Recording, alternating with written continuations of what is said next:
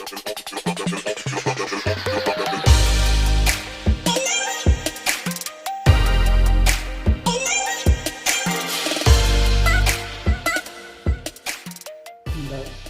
the previous paragraph, I had already given the summary. That is the paragraph which is starting with the sentence: the sun can beat down like a hammer this far south in Egypt, and ending with the line chiseled away from beneath the limbs and trunk before it was possible to raise the king's remains. So we have already seen that how Howard Carter had tried to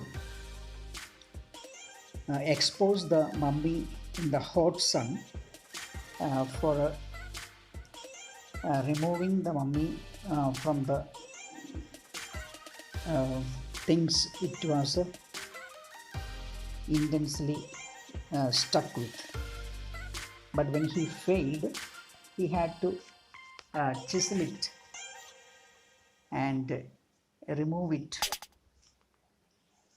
and in that process he had to partially damage it. Now in the paragraph which I have read just now, Carter is defending his action. He knew that people would criticize him.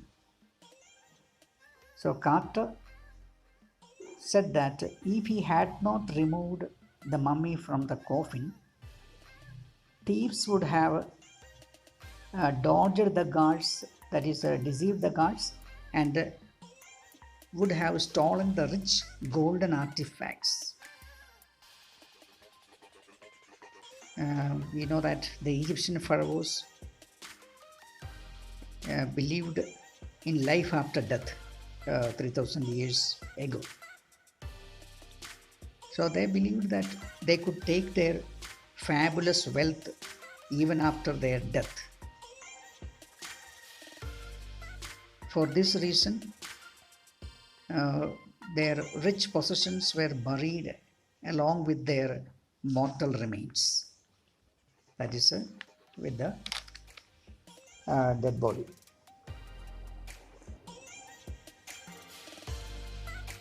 Now all the things which were present in the tomb are listed here in this paragraph, and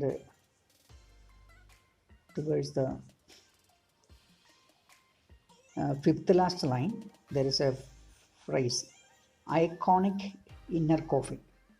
So iconic means very popular because of its golden structure. This coffin became very famous. And in the last part of the paragraph, it is explained how Carter's men removed the mummy's head by cutting the major joints of the mummy, and after they had completed it, they put the mummy over the sand and they reassembled the body. They also padded it to hide the damage. So padded actually means they used some probably some clothes to hide their the damage which was caused to the mummy. Let's take page 25. I shall read the third paragraph. Archaeology has changed substantially in the intervening decades. focusing less on treasure and more on the fascinating details of life and intriguing mysteries of death. It also uses more sophisticated tools, including medical technology. In 1968, more than 40 years after Cartier's discovery, an anatomy professor X-rayed the mummy and revealed a startling fact. Beneath the resin that cakes his chest, his breastbone and front ribs are missing. Now I shall read the next paragraph on 25th page. That is the fourth paragraph. Today, diagnostic imaging can be done with computer tomography or CT, by which hundreds of X-rays in cross-section are put together like slices of bread to create a three-dimensional virtual body. What more would a CT scan reveal of Tut than the X-ray? And could it answer two of the biggest questions still lingering about him? How did he die? And how old was he at the time of his death? King Tut's demise was a big event even by royal standards. He was the last of his family's line, and his funeral was the death rattle of a dynasty. But the particulars of his passing away and its aftermath are unclear. The writer describes the advantages of a computed tomography or a CT in this paragraph. So, the CT is just like hundreds of X-rays in cross-section which are put together, which gives a three-dimensional effect. So, when CT scan was done on Tut's mummy,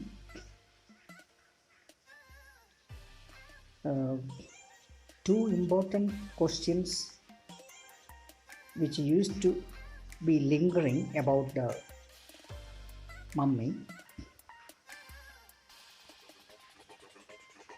were supposed to get answers. So the questions were, how did King Tut die? And how old was Tut at the time of his death?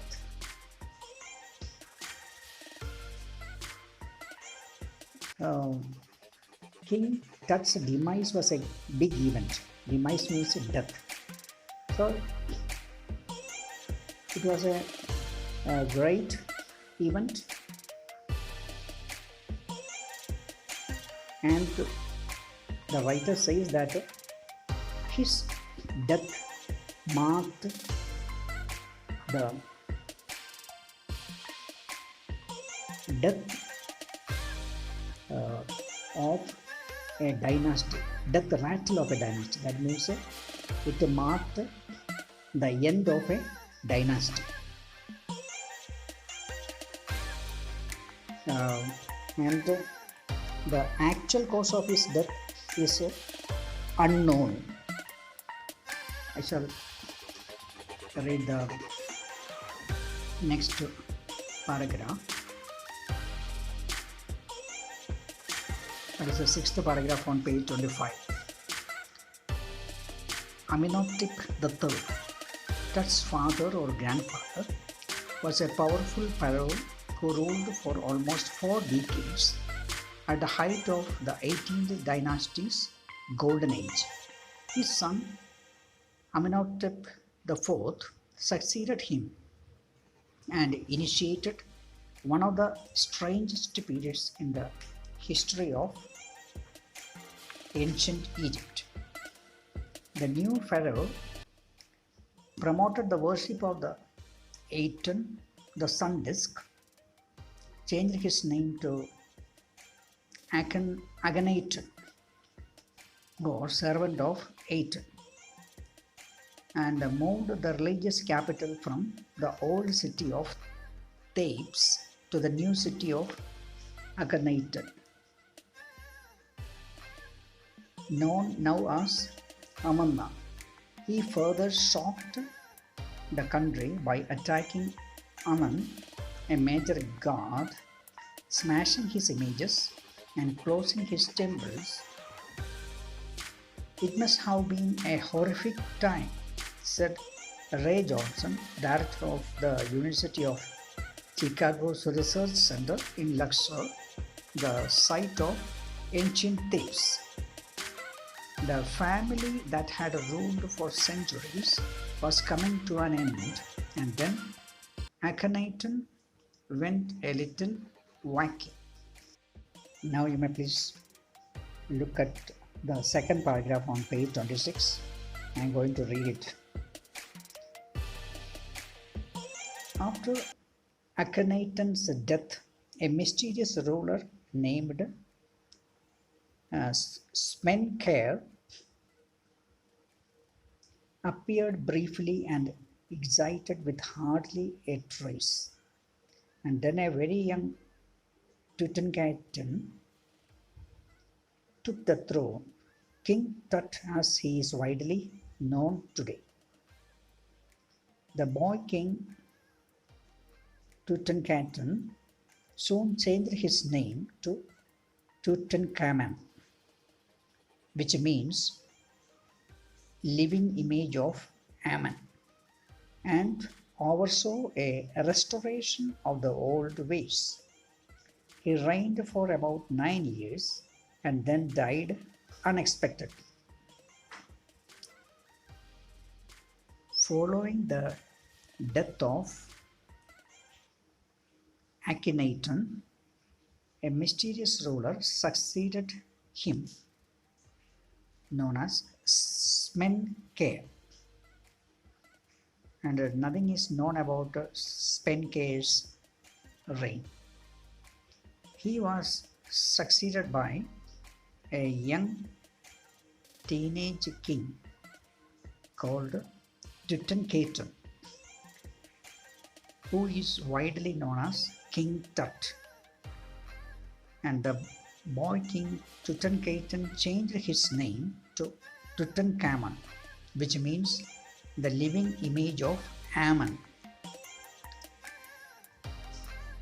During his reign, he tried to restore the religious traditions of his dynasty.